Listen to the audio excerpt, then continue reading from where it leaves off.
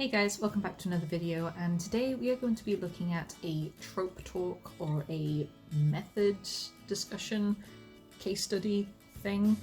I don't really know what to call it, but we are looking at the concept of Chekhov's gun.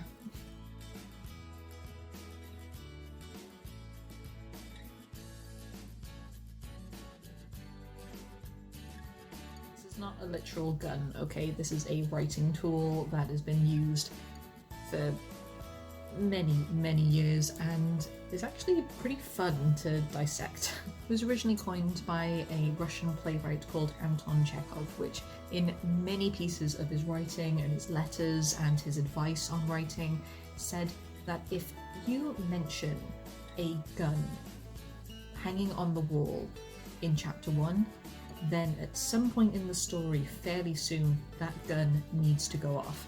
Now again, this is not a literal gun we're talking about. What he's basically saying is that anything that is deemed unnecessary in your writing should not be there. If you've mentioned a gun on the wall, that gun needs to be fired. If you've mentioned a car, that car needs to be driven. If you've mentioned poison, that poison needs to be used. His entire thing was that if it's unnecessary, it shouldn't be there. Everything in your writing needs to have a purpose and a point. It has turned into one of the biggest rules in writing, and unfortunately that also means that it has been greatly overused and sometimes taken a little bit too literally.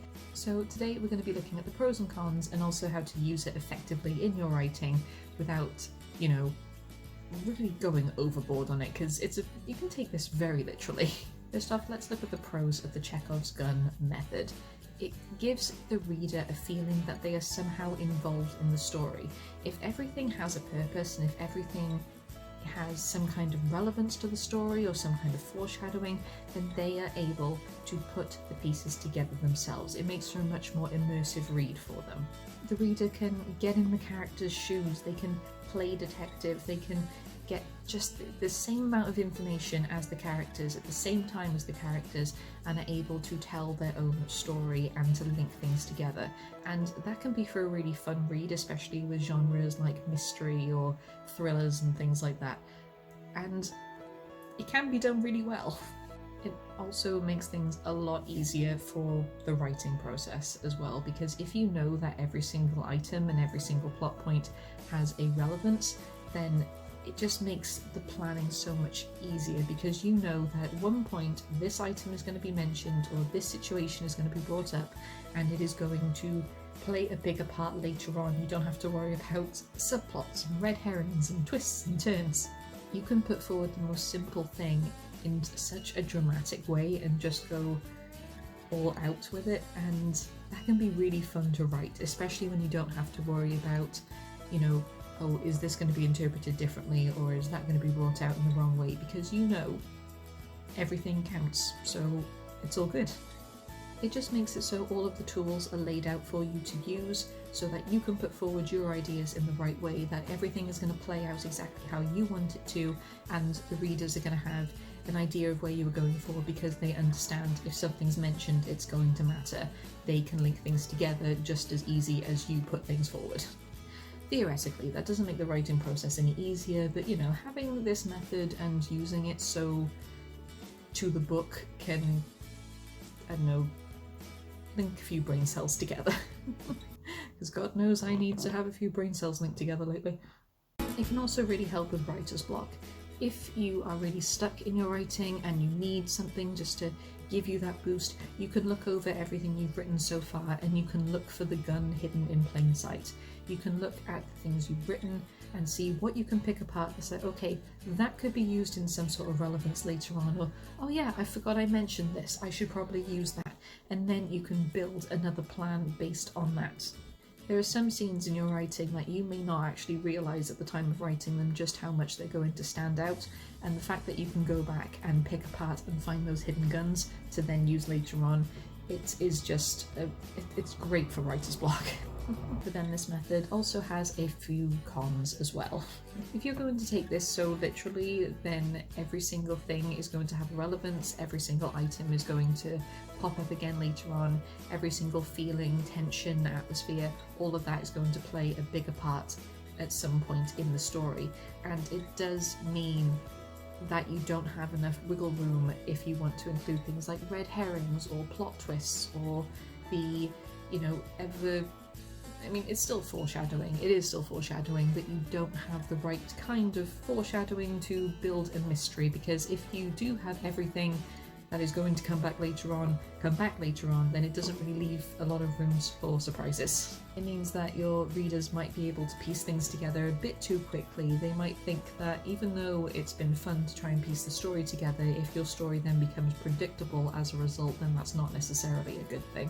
The only way you could still use this method, like word for word, and still be able to have plot twists and some kind of red herring is if you introduce the items in the wrong order. If they're in the wrong order, then you're piecing together the wrong story, and you might still have a chance later on at making some element of surprise, but it is going to be very hard to do, and if your reader has already figured out what's going on, then there's no real coming back from that. It's also harder to build atmosphere when using this method. Mentioning a busy street rammed with cars doesn't mean that your character's going to be getting in a car anytime soon. They could just be describing the type of place that they live in. But now, because you've got this method in your mind, you're going to think, well, great, now they're going to have to get in a car or be stuck in traffic at some point, and that's going to have some relevance to the story, but I wasn't planning on them being able to drive, so what's going to happen next? And you can get caught in a net that way. Likewise, mentioning an empty fridge doesn't mean that your character's going to starve later on. It's just, it can be really hard if you're taking things so literally. If you are going to use this method, then you need to find a good balance between what you can use for relevance and what you don't need to use for relevance. Again, it's all a matter of taking things too literally. There is nothing wrong with a misleading thread or a false clue or a red herring. They are some of my favourite things to use because it just gives you this element of not tricking your readers, because that's a really grim way of putting it, but more it gives the character and the reader more of a viewpoint. It lets you have a look at other possibilities and create more theories. It just builds up this novel into something so much more developed. If you have false leads, it doesn't mean that you're tricking anybody, it just means that you're putting things in place to build the story, to make things a little bit more exciting, to really build up that tension and atmosphere, and it's just so much more rewarding when you do have those relevant moments like the guns and your reader is just like, okay, so now I know what's going on, and it just feels so much more rewarding when they're able to put the story together despite having all of these falsehoods. Another way of doing it is you can still have everything matter. You could still have all of the Chekhov's guns lying around the place. Everything is going to come back, everything is irrelevant. However, much like what we mentioned before about placing things in the wrong order, you could have these guns interpreted the wrong way. For example, if the character's found a knife, a bloodstained knife, instantly they're going to think, this is the murder weapon. This is what was used to kill person A. Okay, we're on the right track. But then you could look at it later on and realise that even though this knife is going to come back and it was used as a murder weapon, it was not the murder that they were originally expecting. Suddenly, boom, it's still relevant, it still counts towards the mystery, but the mystery is just expanded. It's also good to remember that it doesn't need to be taken so literally. It doesn't have to be only guns, as in items. It's not going to be like a Cluedo game where you're looking for different items and trying to figure out what victim and what room that they were associated with. Sometimes the gun can be a feeling or the smell of someone's perfume. You don't know why it's familiar, but it's going to come back later on. It could be the chill in the air. Where have you felt this chill before? It could be a throwaway phrase that you're just there thinking, oh yeah, so-and-so's being funny, but then you hear that phrase again coming from, the big bad, and you're thinking, oh, hang on a minute, and you've got a link. It can be anything, and that's what's really fun about it, is that you can just go crazy and have all of the guns flying around in many different forms. It's important to remember that your character, be it a detective, some kid off the street, some random person, it doesn't matter who your character is, it is important to remember that they are not always going to understand what the Chekhov's gun is at the time. Why are my neighbours so loud? What was I saying?